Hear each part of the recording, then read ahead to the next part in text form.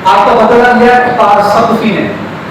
مختار صفی نے امام حسین کے مقابلے میں آنے والے جتنے یزیدی لوگ تھے, جتنے بدبخت لوگ تھے, آج اپنی صفائی ہوئے کہ بھائی ایک ایک بندے کو ڈھونڈ لگا.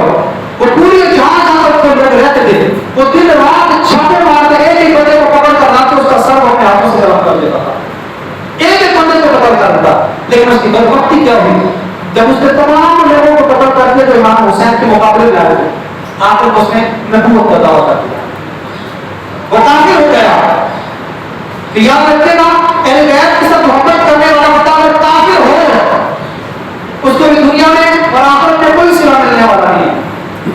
اللہ تبارک و تعالیٰ اپنے بندوں کا خلیفہ کافروں سے بدبختوں سے بھی کام کروا دیتا ہے. حضور علیہ السلام نے ارشاد فرمایا, سعد بجری ایک بزرگ ہیں رحمۃ اللہ تعالی, آپ فرماتے ہیں میں ایک وقت کو خواب دیکھا, میں نے خواب دیکھا کہ حضور علیہ السلام ارشاد فرما رہے ہیں کہ جتنے لوگوں نے امام حسین کے قتل کر آپ کی بندوں کے قتل میں حصہ لیا تمام کے تمام بچ جہنم میں. آپ باتیں میں سامنے رسول اللہ بن عاصم رضی اللہ تعالیٰ عنہ کے پاس آیا, میں نے آتا اپنا واقعہ بیان کیا تو آپ باتیں میں ہمارے حضور علیہ السلام نے سچ فرمایا ہے, کیوں حضور علیہ السلام نے ارشاد فرمایا کہ جو بندہ امام حسین کو قتل کرے گا, آپ کو شہید کرے گا, اللہ تبارک و تعالیٰ اس کو آگ کے ایک تابوت میں رکھے گا اور آخری دنیا کی جتنا عذاب اللہ اس کو واپس دے گا. یہ پوری دنیا کو جتنا عذاب ہوگا اس کے آگے جتنا عذاب اللہ تبارک و تعالیٰ امام حسین کو شہید کرنے والے کو دے گا. اتنا سخت عذاب ہوگا. ہم اس بات کو سمجھتے نہیں ہیں. امام حسین رضی اللہ تعالیٰ عنہ, ہم تو ذکر کرنے کا طریقہ نہیں, ہم تو ان کو بات کرتے تذکرہ کس اعتبار سے کرتے ہیں. تو بہت سارے واقعات ایسے ہیں جو امام حسین رضی اللہ تعالیٰ عنہ منسوب کی جھوٹ کے بات کرتے رہتے ہیں. آپ کے روم چادر میں بستروں سے چادریں کی, تم نے ہاتھ جوڑے, ہمارے ساتھ ایسے نہیں کرو. کسی ایک اصل کتاب کے اندر یہ بات نہیں ہے کہ اہل بیت کی عورتوں نے کسی کے سامنے ہاتھ جوڑے. ایک عورت نہیں ہے. ایک نبینا صحابی ہے, ایک بار جب یزید کے سامنے گئے تو زینب نے وہاں پر جب کلام کیا اس کے سامنے, اور اتنے ججدار آواز میں کلام کیا یزید کے سامنے, یزید نے توہین کرنا شروع کی. تو نبینا صحابی دوسرے سے پوچھتے ہیں, یار مجھے یہ بتاؤ حضرت علی آ گئے ہیں میرا, یہ آواز اتنی درجدار ہے, اتنی غصے والی ہے, اتنی جاندار آواز ہے کہ حضرت علی واپس آ گئے ہیں. نبی آتے اور یہ کہا کہ حضرت علی ہی آئے, حضرت علی کی غلام ہے, سے عورت کی آواز ادا کرنے کا فرمایا. کیونکہ عورتوں کا نہیں, تو عورتوں کا مقابلہ کوئی نہیں کر سکتا. ہم لوگوں نے بہت سارے لڑکیاں ایسے کرتی ہیں, ہم لوگوں نے قسم کیا کرتے ہیں مظلوم ہے. آپ لوگ مظلوم نہیں تھے, اس میں اللہ کی رضا کے راز تھے, اس کے علاوہ کچھ نہیں. اللہ سے دعا ہے کہ اللہ تعالیٰ ہمیں میرے بیت کے ساتھ سچی حقیقت اور خالص محبت کرنے کی توفیق نصیب فرمائے. ہمارے دین آپ کی بلا ہوئی کہ کلاس سماعت فرمائے. آج انشاءاللہ حضرت